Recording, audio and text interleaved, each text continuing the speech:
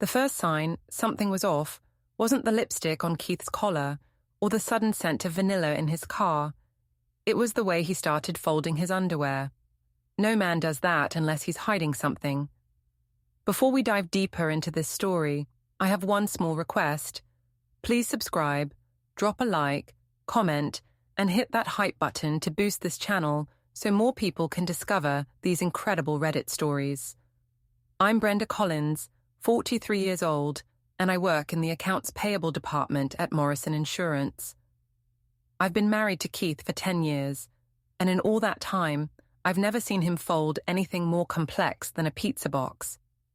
Yet there I was, standing in our bedroom doorway, watching him arrange his briefs like he was preparing for military inspection. "Since when do you fold underwear?" I asked, leaning against the doorframe. Keith jumped like I'd caught him with his hand in the cookie jar. "Oh, hey Brenda, I just thought, it might be nice to keep things more organized." Organized. Right. This from the man who left dirty socks on the bathroom floor, like breadcrumbs leading to nowhere. Our house sits on Maple Street in the heart of suburban Ohio, where everyone knows everyone's business, and the lawns are greener than the envy in the neighbors' eyes. It's a cozy 3-bedroom ranch with cream-colored siding and shutters that Keith painted blue last spring. Inside, it's warm and lived in, with family photos covering the mantel and my collection of ceramic owls perched on every available surface. Keith works at the same insurance company as me, just 2 cubicles over in claims processing. We met at the office Christmas party 11 years ago when he spilled eggnog on my red dress. He was sweet then, with his shy smile and the way he couldn't stop apologizing. Now, watching him fuss over his underwear drawer, I wondered where that man had gone. "Brenda, I need to ask you a favor," he said, not meeting my eyes. "Sharon called. She needs someone to watch Kyle overnight. She has some medical appointments tomorrow morning." Sharon, my younger sister, the perpetual damsel in distress with her perfectly highlighted hair, and her talent for making every conversation about her latest crisis. At 35, she'd never held a job for more than 6 months and had a 5-year-old son, Kyle, who was quieter than a church mouse and twice as skittish. "What kind of medical appointments?" I asked. Keith shrugged, still arranging his socks by color. "She didn't say. You know how private she is about that stuff." Private. Sharon, who posted pictures of her breakfast on Facebook and shared details about her dating life with grocery store clerks. But sure, private about medical stuff. "Fine," I said. "Bring him over." An hour later, Keith carried Kyle's overnight bag to the spare room while my nephew sat on the couch, clutching a worn stuffed elephant. Kyle was small for his age, with Sharon's blonde hair and these enormous blue eyes that seemed to see too much. He barely spoke above a whisper, and whenever adults raised their voices, he'd flinch like he expected to get hit. "Uncle Keith, is Mummy sick?" Kyle asked, his voice barely audible. Keith knelt down in front of him, and I noticed how gentle his expression became. "She's going to be fine, buddy. Aunt Brenda's going to take great care of you tonight." After Keith left for his evening jog, another new habit that had started 3 months ago, I made Kyle mac and cheese from the box, the kind with the nuclear orange powder that Sharon claimed was poisoning America's children. Kyle ate in silence, taking tiny bites like he was afraid the food might disappear. "Want to watch a movie?" I asked. He nodded, and we settled on the couch with Finding Nemo. Halfway through, he fell asleep against my shoulder, and I found myself studying his face. He looked peaceful for once, without that constant worry line between his eyebrows. I was carrying him to bed when I heard Keith come back from his jog. The front door opened and closed, followed by the sound of his phone buzzing. Then I heard his voice, low and careful. "Yeah, it's done. He's staying the night. No, she doesn't suspect anything. I know. Tomorrow morning, right?" I felt a chill run through me. I tucked Kyle into bed and crept to the top of the stairs, straining to hear more, but Keith had moved to the kitchen. I heard the refrigerator open, the clink of a beer bottle, then nothing. When I came downstairs, Keith was sitting at the kitchen table, scrolling through his phone. He looked up with that same guilty expression from the underwear incident. "Kyle settled in, okay?" he asked. "Yeah, he's exhausted." I sat across from him, studying his face. "Keith, is everything all right? You've been acting strange lately." "Strange how?" "The folding, the jogging, the way you smell like vanilla half the time, and now you're taking mysterious phone calls about tomorrow morning." Keith's face flushed red. "I don't know what you're talking about." "Who were you talking to just now?" "Work. Jenkins wanted to discuss the Morrison account." Jenkins retired 6 months ago, but I didn't point that out. Instead, I went to bed with a knot in my stomach that felt like swallowing a handful of broken glass. I lay awake until 2 in the morning, listening to Keith's breathing and thinking about all the little changes I'd been ignoring. The new cologne, the way he'd started checking his appearance in every mirror we passed, how he'd been working late 3 nights a week, always with vague explanations about catching up on paperwork. The next morning, I woke up to silence. Complete, unnatural silence. Keith's side of the bed was empty, sheets cold to the touch. I checked the clock, 8:30. Keith never slept past 7, even on weekends. I pulled on my robe and went downstairs. The coffee pot was cold, no sign that Keith had been up. His keys weren't on the hook by the door. His car wasn't in the driveway. Kyle sat on the living room couch in his pajamas, holding a piece of paper that looked like it had been crumpled up and smoothed out again. His face was pale, and those big blue eyes were filled with tears he was trying not to shed. "Kyle, honey, what's that?" He handed me the paper without a word. It was notebook paper, torn from a spiral binding, covered in Sharon's loopy handwriting. My hands shook as I read, "Kyle, baby, Mommy has to go away for a while. I'm very sick and need special treatment that's far away. Aunt Brenda will take care of you. Be a good boy. I love you." "Mommy, where did you find this?" "On the kitchen table. Uncle Keith left too. His suitcase is gone." I ran upstairs, Kyle trailing behind me. Keith's closet was half empty. His toiletries were gone from the bathroom. On my pillow sat a manila envelope with my name written in Keith's careful block letters. Inside were divorce papers, already signed by Keith, and a letter that made my knees buckle. "Brenda, I know this is cowardly, but I can't face you. Sharon and I have fallen in love. We're starting a new life together in California. The papers are all legal. I had Jenkins's nephew draw them up before he moved to Florida. I'll send for the rest of my things later. I'm sorry it has to be this way, but we can't help how we feel. Take care of Kyle. He needs stability, and you're better at that than Sharon ever was. Keith." I read it 3 times before the words sank in. My husband of 10 years had run off with my sister, my manipulative, selfish, drama queen sister who couldn't keep a goldfish alive for a month. Kyle was standing in the doorway, still clutching his stuffed elephant. "Aunt Brenda, are you crying?" I wiped my eyes and tried to smile. "Just a little, honey. Sometimes grown-ups cry when they're surprised." "Are you surprised that Mommy's sick?" I looked at this sweet, abandoned little boy and felt something harden in my chest like concrete setting. Sharon wasn't sick. This whole medical appointment story was just cover for her grand escape with my husband. She'd lied to her own son about having a terminal illness so she could run off and play house with Keith. "Kyle, I need to make some phone calls. Can you watch cartoons for a bit?" I tried calling Sharon first. Straight to voicemail. "Hi, you've reached Sharon. I can't come to the phone right now because I'm living my best life. Leave a message." Keith's phone went to voicemail too.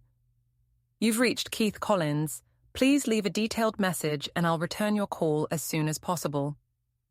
Except he wouldn't, because Keith Collins was somewhere on Interstate 70 with my backstabbing sister, probably laughing about how easy it had been to fool stupid, trusting Brenda.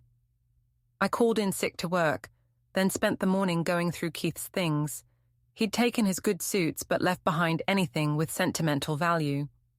Our wedding photo was still on his nightstand. The watch I'd given him for his birthday was still in his jewelry box. It was like he'd surgically removed himself from our life, taking only what he needed for his fresh start. In Sharon's apartment, I still had a key from when she'd locked herself out last month. I found more evidence of her deception. The medicine cabinet she'd claimed was full of prescription drugs contained nothing but expired vitamins and empty candy wrappers. Her closet was missing all her best clothes and shoes. On her kitchen counter was a stack of California travel brochures and a note in Keith's handwriting. San Diego looks perfect. Beach house rental confirmed for Monday.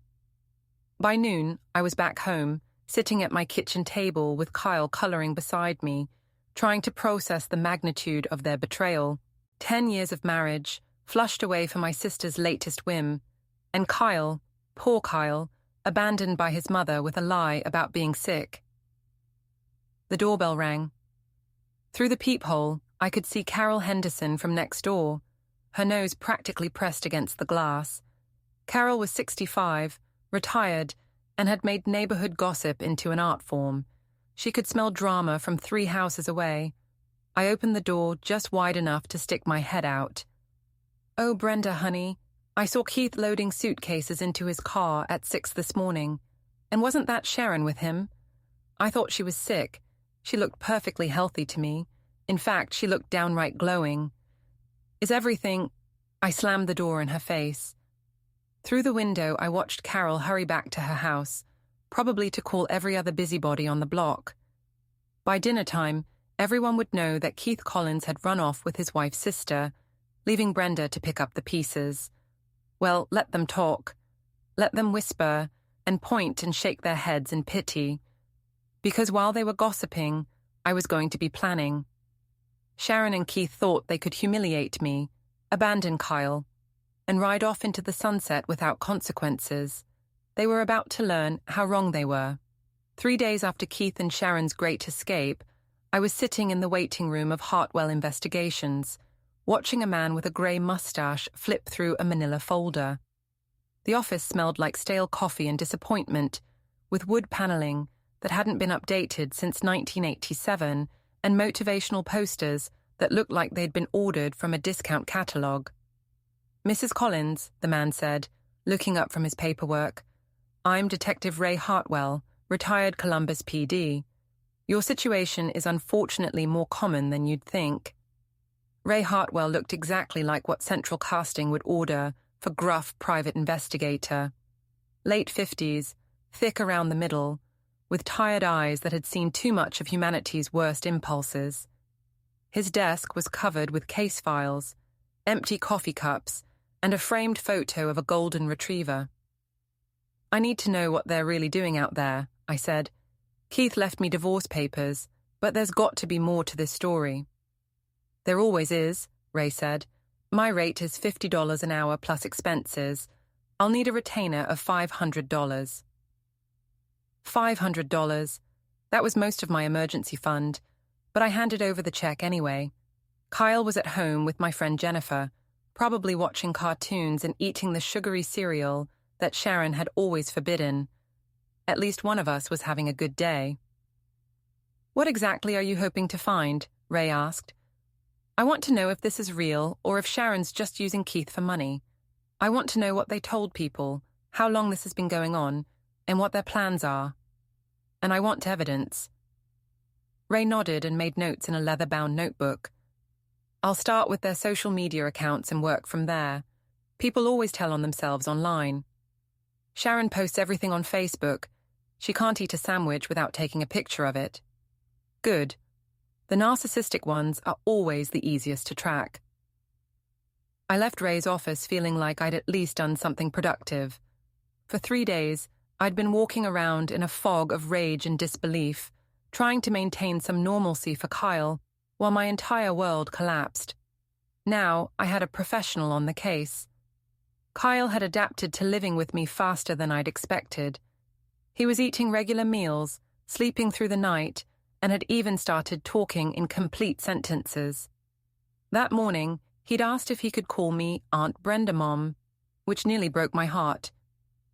"Jen, I think Sharon leaving might be the best thing that ever happened to Kyle, I told my friend over coffee that afternoon.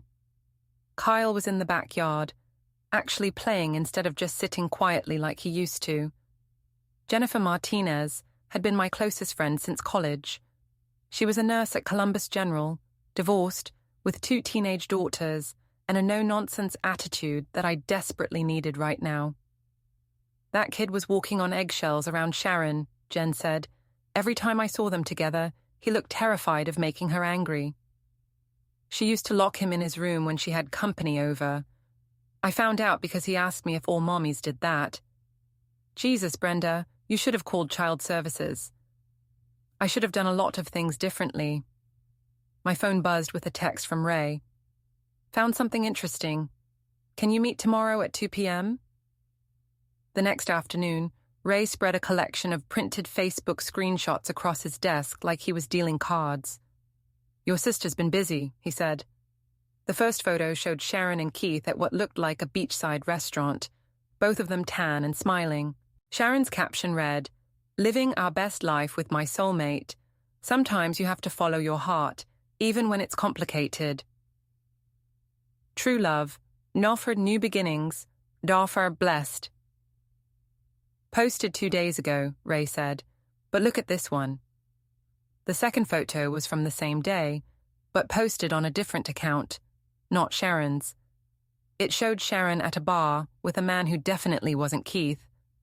She was sitting on the guy's lap, laughing, with her hand on his chest. The timestamp showed it was taken just 3 hours after the soulmate photo. Who posted this? Guy named Danny Rodriguez, bartender in San Diego. Look at his other posts. Ray showed me Danny's Instagram account, which was full of photos from the past week. Sharon appeared in at least a dozen of them, always touching him, always flirting, always looking like she was having the time of her life with someone who wasn't the man she'd supposedly run away with. There's more, Ray said. I found Sharon's Venmo account. She's been sending money to this Danny guy almost daily. $50 here, $100 there, all coming from a joint account she apparently set up with Keith. She's using Keith's money to pay for dates with another man. Gets better. I called the beach house rental company. The lease is in Keith's name, but the person who signed it described herself as his business partner, not his girlfriend, and she asked specifically about the cancellation policy. I stared at the photos, feeling a familiar rage building in my chest. She's planning to dump him. That would be my guess. Your sister's got expensive taste and no visible means of support. Keith's probably funding this whole adventure while she shops around for a better option. Ray pulled out his phone and played an audio recording. I had a contact in San Diego do some surveillance yesterday. This is from the bar where your sister's been spending her afternoons. Sharon's voice came through the phone speaker, slightly slurred. Keith's sweet, but God, he's boring and clingy. He keeps talking about getting married and buying a house together. I mean, hello, I just got out of one mess. But he's got money saved up, and he's so grateful that someone like me would want him. It's actually kind of sad. A male voice, presumably Danny, laughed. How long you going to string him along? Until the money runs out or I find something better, whichever comes first.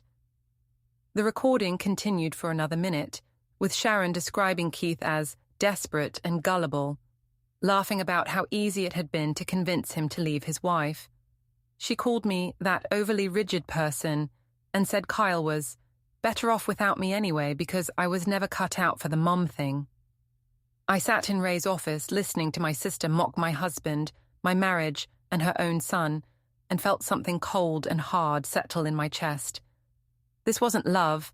This wasn't even lust. This was Sharon doing what Sharon had always done, taking whatever she wanted without caring who got hurt. I want you to keep recording, I told Ray. I want documentation of everything. Every lie, every betrayal, every cruel thing she says. What are you planning to do with it? I'm not sure yet, but when the time comes, I want to be ready. That evening, I sat at my kitchen table with Kyle, helping him with a coloring book while I planned my next move. Sharon thought she was so clever, running away with my husband, while playing the victim with her fake illness story. Keith thought he'd found his dream girl, someone exciting and spontaneous who would make him feel young again. They were both about to learn that actions have consequences, and I was going to be the one to teach them. 2 weeks into Ray's investigation, I had enough evidence to fill a filing cabinet. Sharon's social media accounts were a goldmine of incriminating material, and her complete inability to keep her mouth shut was making my job easier by the day. "Your sister posted 16 photos yesterday," Ray said, sliding another stack of printouts across his desk. "Beach selfies, restaurant meals, shopping trips, all funded by Keith's credit cards, based on the location tags." I flipped through the photos. Sharon looked like she was having the vacation of her life, posting captions about finding herself and embracing new adventures. In half the pictures, she was with Keith, playing the loving girlfriend. In the other half, she was with Danny or other men I didn't recognize, always touching, always flirting.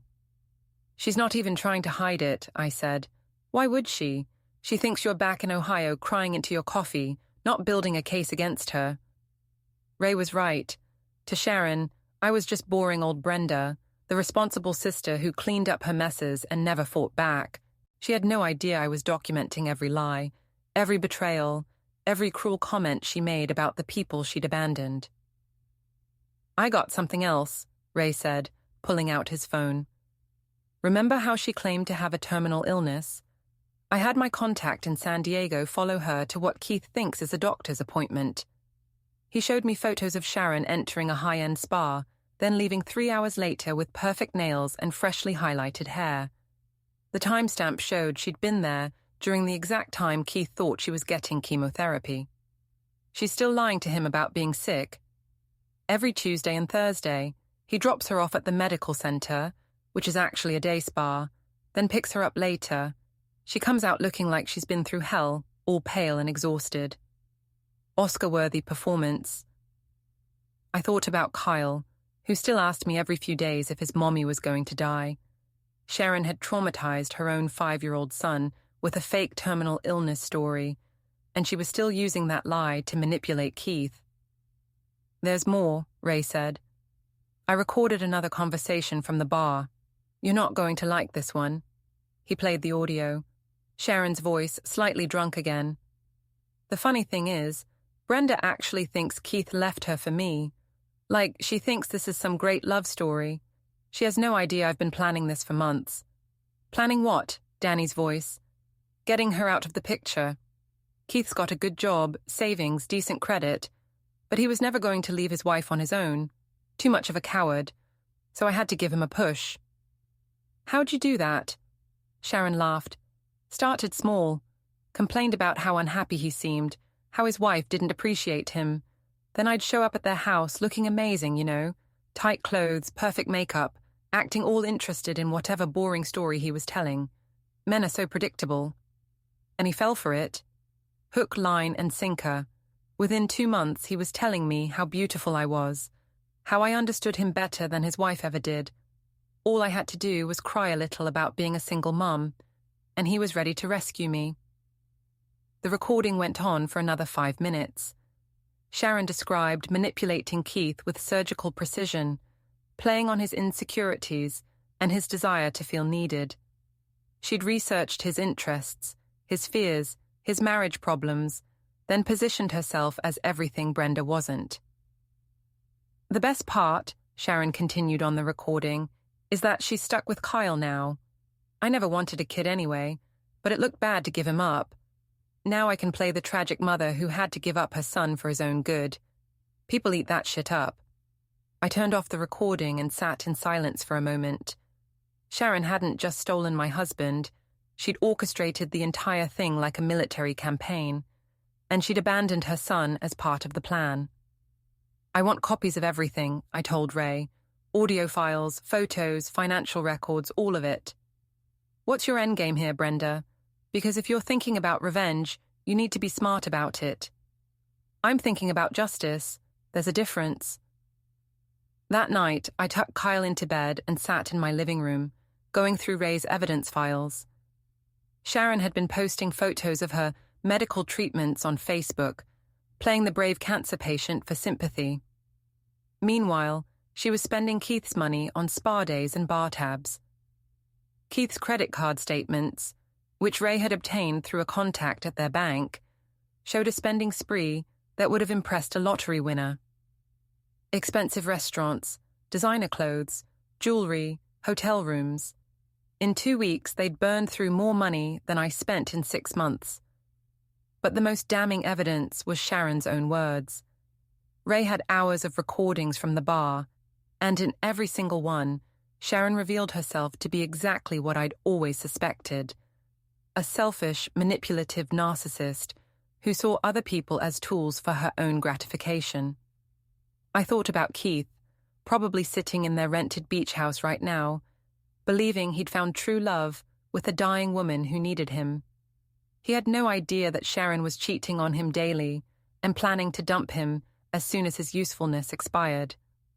Part of me almost felt sorry for him. Almost. My phone rang.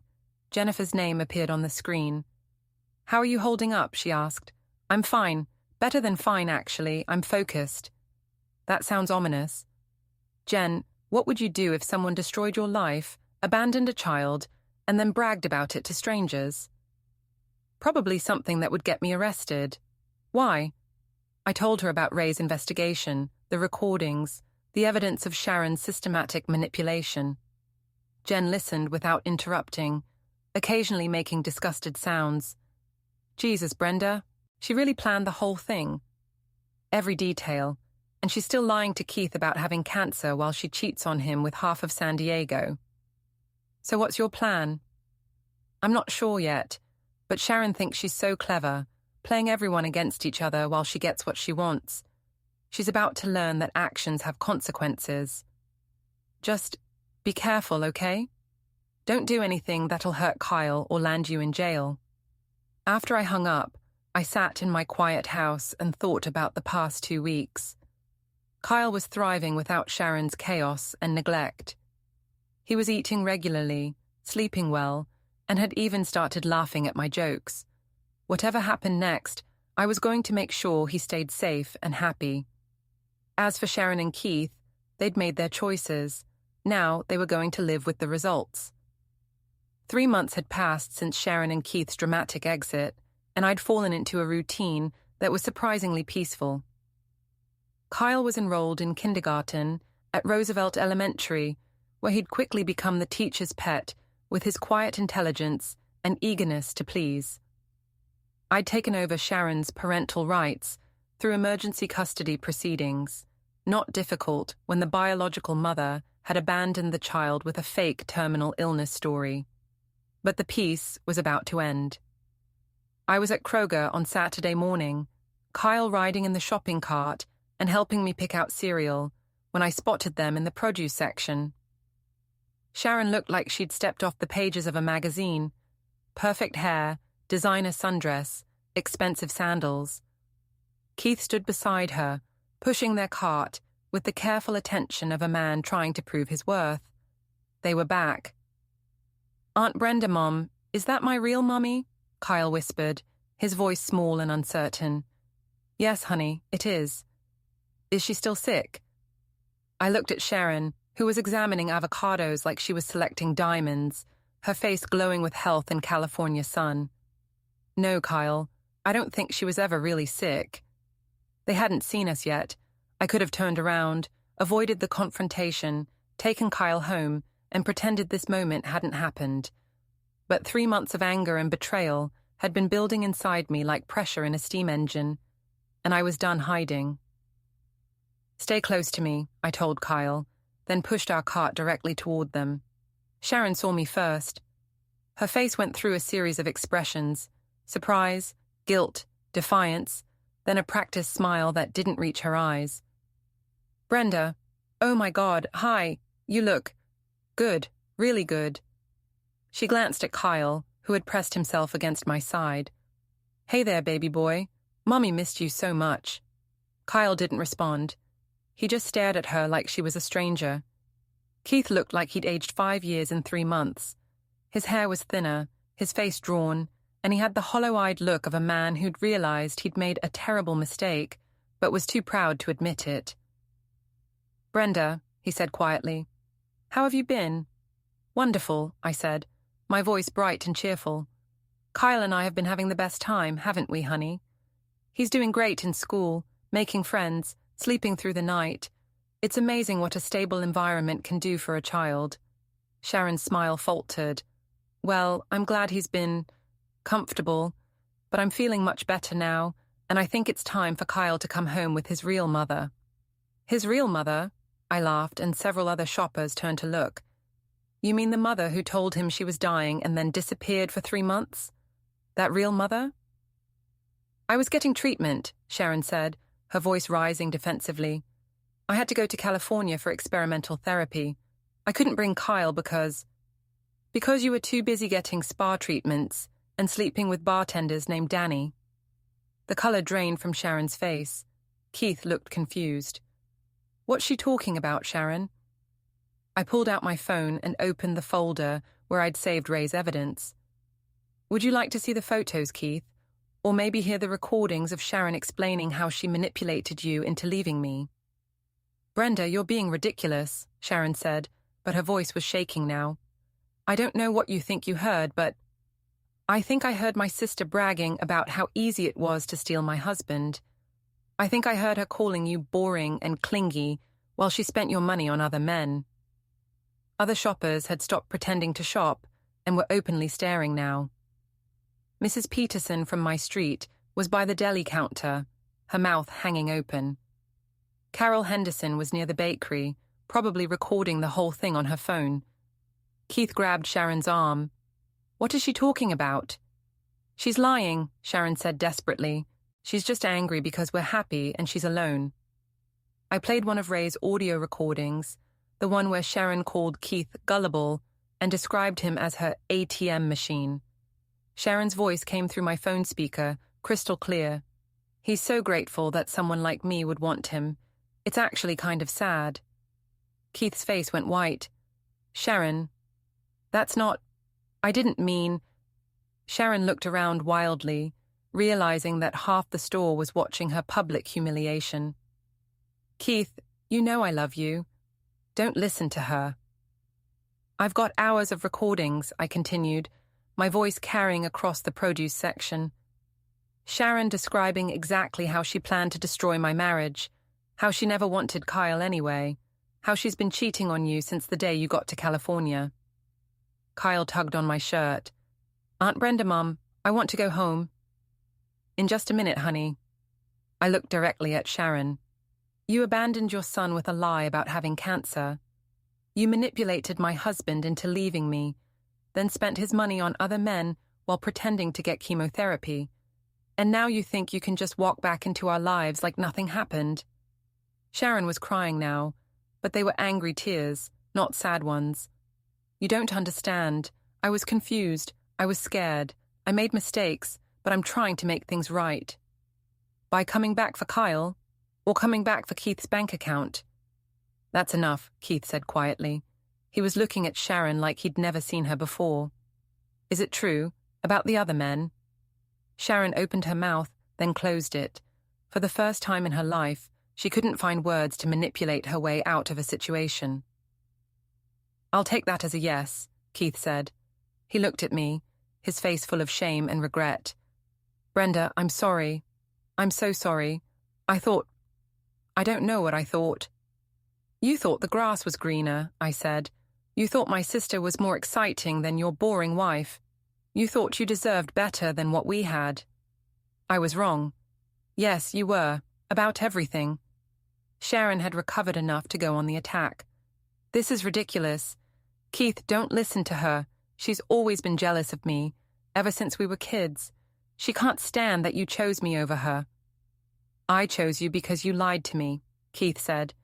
"You told me Brenda didn't understand me, didn't appreciate me. You told me you were dying. You told me a lot of things that weren't true." "And now you want to come back for Kyle?" I continued, my voice getting louder. "The son you abandoned?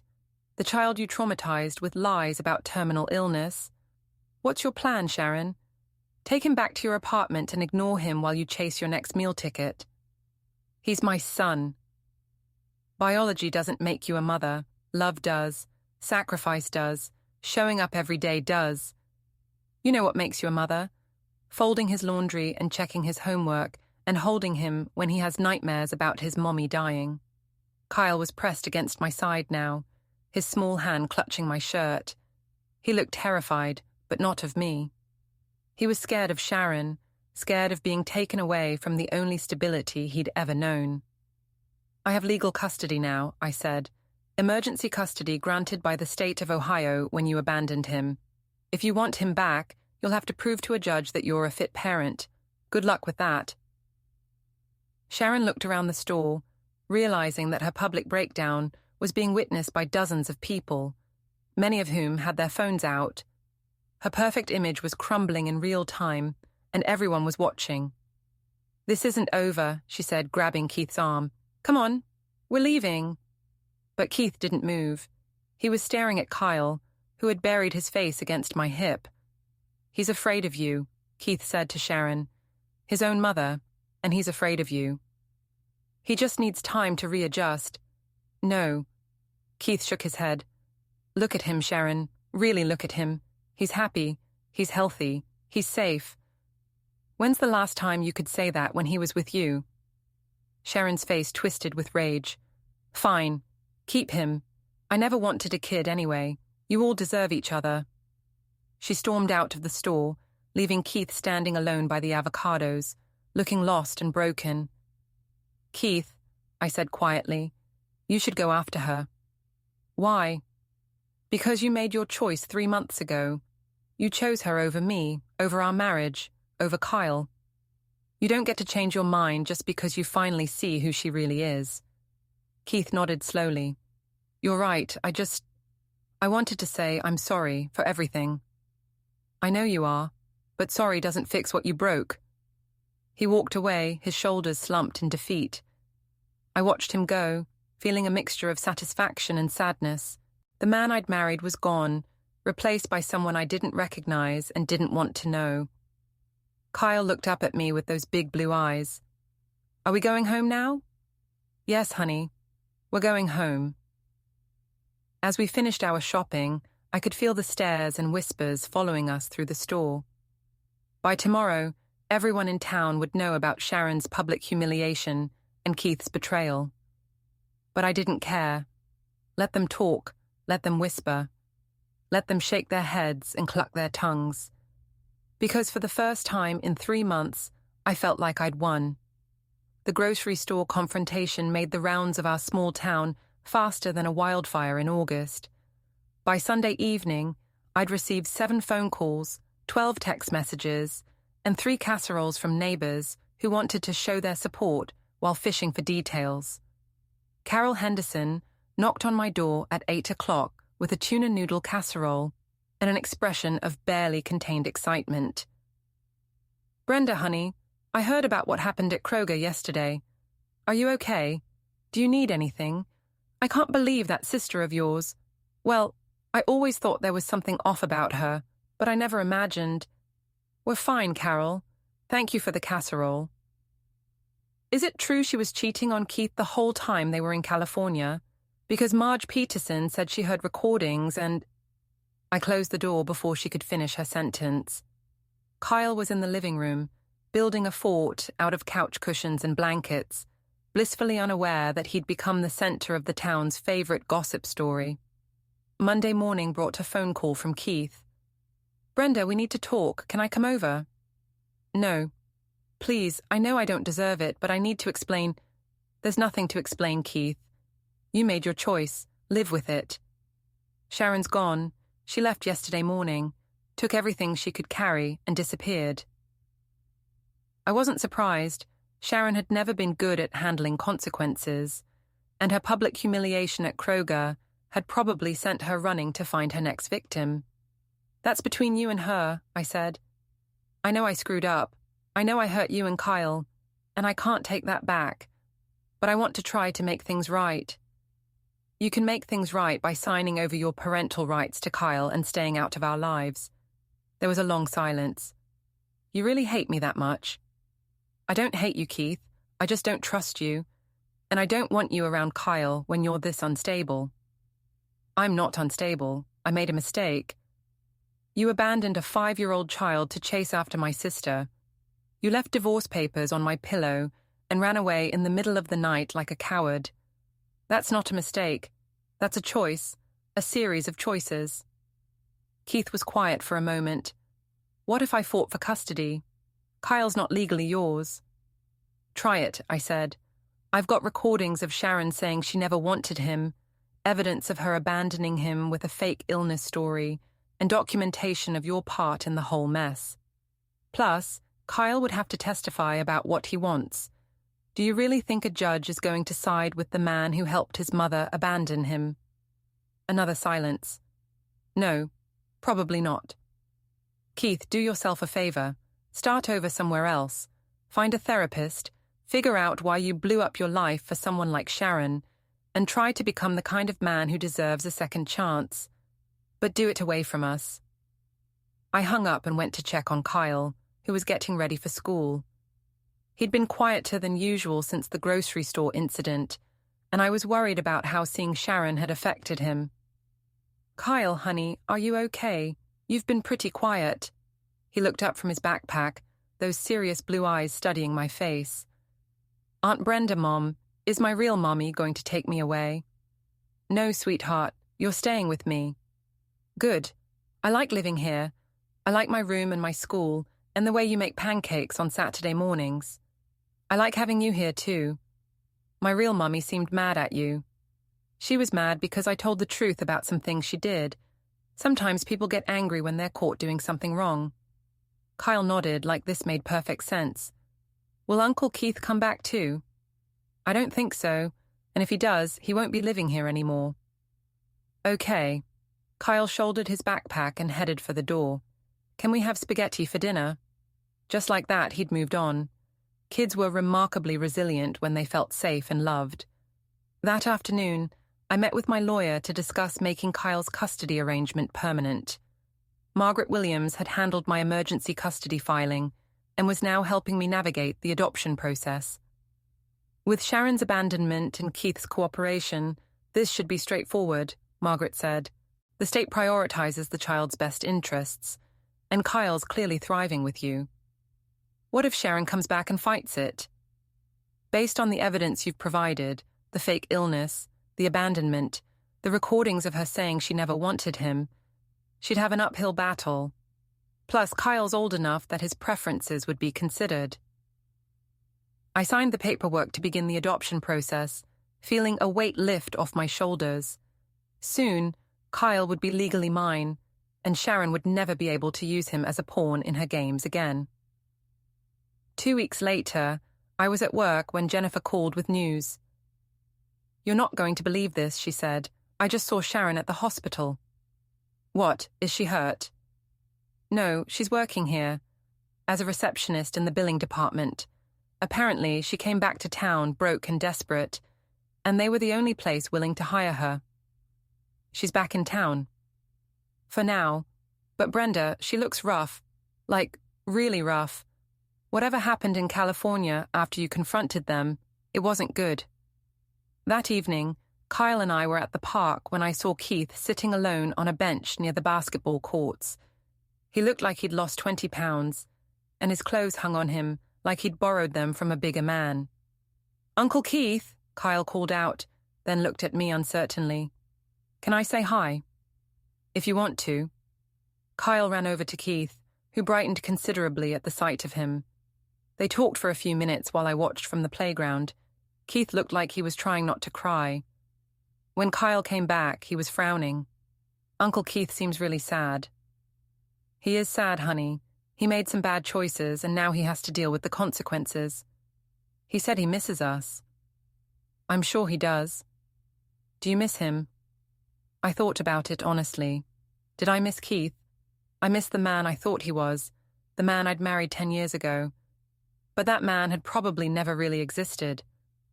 The real Keith was someone who could be manipulated into abandoning his family by a pretty face and a sob story. I miss the good times we had, I told Kyle, but I don't miss feeling like I wasn't enough for him. Kyle nodded solemnly. I like it better with just us. Me too, kiddo, me too. As we walked home, I thought about Sharon working at the hospital, probably telling everyone who'd listen about how her mean sister had stolen her son and turned her boyfriend against her. I thought about Keith, sitting alone on that bench, finally understanding what he'd thrown away.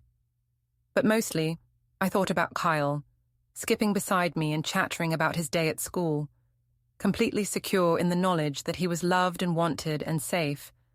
They'd both made their choices. Now they got to live with them. And so did I. 6 months after the grocery store confrontation, I thought the drama was behind us. Kyle's adoption was proceeding smoothly. I'd gotten a promotion at work, and we'd settled into a comfortable routine. Sharon was still in town, working at the hospital and living in a studio apartment on the wrong side of town. Keith had moved to Columbus and was supposedly seeing a therapist. I should have known the peace wouldn't last. The trouble started on a Tuesday evening in November. Kyle and I were having dinner when someone started pounding on the front door. Not knocking, pounding, like they were trying to break it down. Stay here, I told Kyle, who looked frightened by the aggressive sound. Through the peephole, I could see Keith standing on my porch. He looked terrible, unshaven, wild-eyed, wearing the same clothes he'd had on the last time I'd seen him. Behind him, parked crookedly in my driveway, was his car with the driver's door still hanging open. "Brenda," he shouted, "I know you're in there. We need to talk." "Go away, Keith. You're scaring Kyle." "I'm not leaving until you listen to me. You ruined my life. You turned everyone against me." I could hear neighbors coming out of their houses. Carol Henderson was standing in her yard, phone in hand, probably calling the police. Mr. Evans from across the street was walking toward my house with a concerned expression. "Keith, you're drunk. Go home and sleep it off." "I'm not drunk. I'm just tired of being blamed for everything. You want to know the truth? You drove me away. You and your boring life and your constant criticism." Kyle appeared beside me, his face pale with worry. "Is Uncle Keith okay?" "He's just upset, honey. Why don't you go to your room and play with your Legos?" But Keith had heard Kyle's voice. Kyle, buddy, come out here. Tell Aunt Brenda you want to come live with me. Tell her you miss your Uncle Keith." "I'm calling the police," I said loudly enough for Keith to hear. "Go ahead, call them. I'm not doing anything wrong. I just want to see my nephew." "He's not your nephew anymore. You gave up that right when you abandoned him." Keith kicked my door, making Kyle jump. "You poisoned him against me. You and that sister of yours. Sharon's the one who left you, Keith, not me. Because of you, because of those recordings and those lies you told everyone." I almost laughed. Even now, 6 months later, Keith couldn't accept responsibility for his own choices. It was my fault for exposing Sharon's lies. It was Sharon's fault for leaving him. It was everyone's fault except his own. The police arrived just as Keith started crying. 2 officers approached cautiously, while Keith stood on my porch, sobbing and ranting about how unfair his life had become. "Sir, we need you to step away from the door," Officer Martinez said calmly. "She ruined my life." Keith pointed at me through the window. "I lost everything because of her." "Sir, you're on private property and you're disturbing the peace. We need you to come with us." They didn't arrest Keith, but they did drive him home and suggested he stay away from my house. Officer Martinez gave me a card with a case number and advised me to file for a restraining order if Keith came back. "He seemed pretty unstable," she said. "Has he been drinking?" "Probably. He's been having a hard time since his girlfriend left him." "Well, if he shows up again, call us immediately. Don't try to handle it yourself." After the police left, I found Kyle hiding in his closet, clutching his stuffed elephant. He was crying silently, the way he used to when Sharon would have her screaming fits. "Hey, buddy, it's okay. Uncle Keith is gone." Why was he so angry? Because he's sad and confused, and sometimes when people feel that way, they get angry at the wrong people. Is he going to come back? I don't think so, but if he does, we'll call the police again. Kyle nodded, but I could see the fear in his eyes. We'd worked so hard to make him feel safe, and Keith's outburst had shattered that security in 5 minutes. The next morning, I filed for a restraining order and called Margaret Williams to discuss expediting Kyle's adoption. If Keith was going to become unstable, I wanted legal protection in place as quickly as possible. The good news is that his behavior last night actually helps your case, Margaret said. The court doesn't look kindly on adults who terrorize children. I just want Kyle to feel safe. He will. We'll have the adoption finalized within the month. But Keith wasn't done. 3 days later, he showed up at Kyle's school during recess, trying to talk to him through the fence. The principal called me immediately. Mrs. Collins, we've removed Kyle from the playground and called the police. The man claimed to be his uncle, but since he's not on the approved pickup list, we treated it as a potential abduction attempt. I left work immediately and drove to the school, my heart pounding. Kyle was in the principal's office, looking small and scared, in a chair that was too big for him. What did Uncle Keith say to you? I asked gently. He said he missed me and wanted me to come live with him. He said you were keeping us apart because you're mean. What did you tell him? I told him I wanted to stay with you. Then Mrs. Peterson came and made him go away. Keith was arrested this time, charged with violating the restraining order and attempted interference with custody. He spent the night in jail and was released the next morning with a court date and strict instructions to stay away from Kyle and me. But the damage was done. Kyle started having nightmares again, waking up crying and asking if Uncle Keith was going to take him away. I had to explain to his teacher why he was jumpy and distracted in class. We were back to walking on eggshells, constantly looking over our shoulders. The final confrontation came 2 weeks later, at the town's annual Christmas festival. Kyle and I were watching the tree lighting ceremony when I spotted Keith near the hot chocolate stand, staring at us. He looked sober this time, but there was something desperate in his expression that made me nervous. Kyle, stay close to me, I said, taking his hand. Keith started walking toward us, and I could see people in the crowd recognizing him, whispering to each other. Everyone in town knew about his arrest by now. Brenda, please, he said when he reached us. Just 5 minutes, let me explain. You're violating the restraining order just by being here. I know, but I had to try one more time.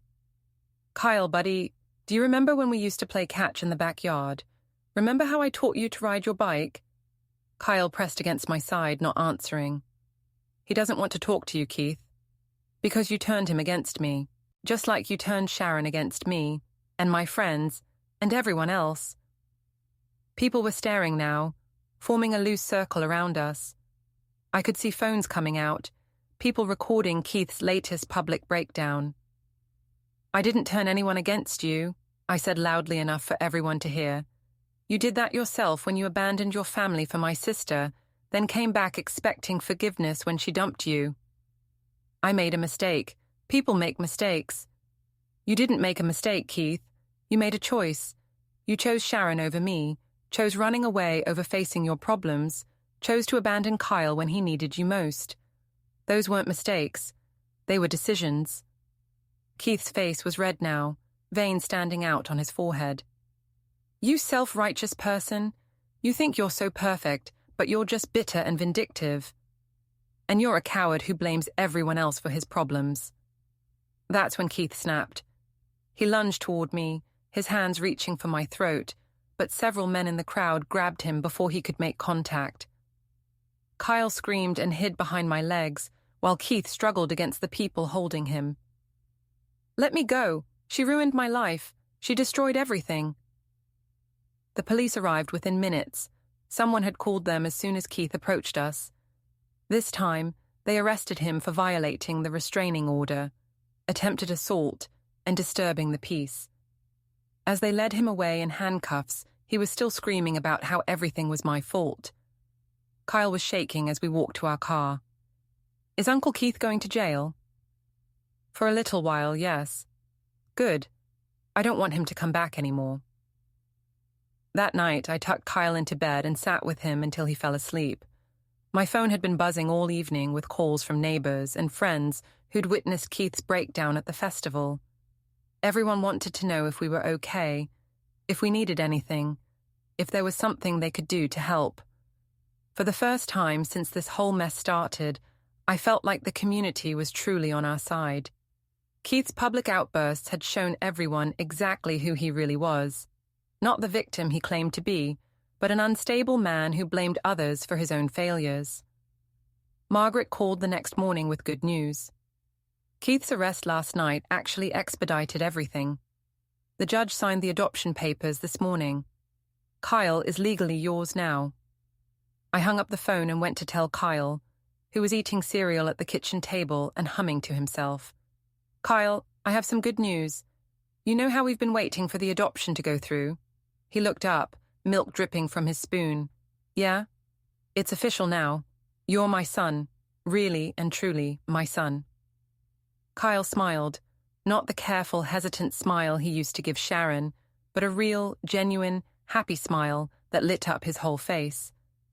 "Does that mean I can call you Mom instead of Aunt Brenda Mom?" "If you want to." "I want to." He went back to his cereal, then looked up again. "Mom?" "Yes?" "I'm glad Uncle Keith went away. I like it better with just us." "Me too, kiddo, me too." Keith was sentenced to 6 months in jail and 2 years of probation. Sharon, who'd been working at the hospital and keeping a low profile, quit her job and left town again the day after Keith's arrest. I heard through the gossip network that she'd moved to Florida with a man she'd met online. And that was the end of it.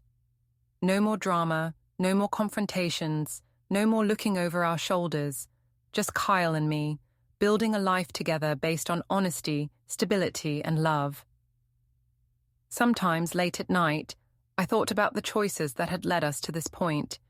Sharon's manipulation, Keith's betrayal, their joint decision to abandon Kyle for their own selfish desires. They'd both gotten exactly what they deserved. Sharon was alone and starting over with nothing. Keith was in jail facing the consequences of his actions. But Kyle and I had gotten something better. We'd gotten each other, and a chance to build something real and lasting from the ashes of their destruction. In the end, that was the best revenge of all.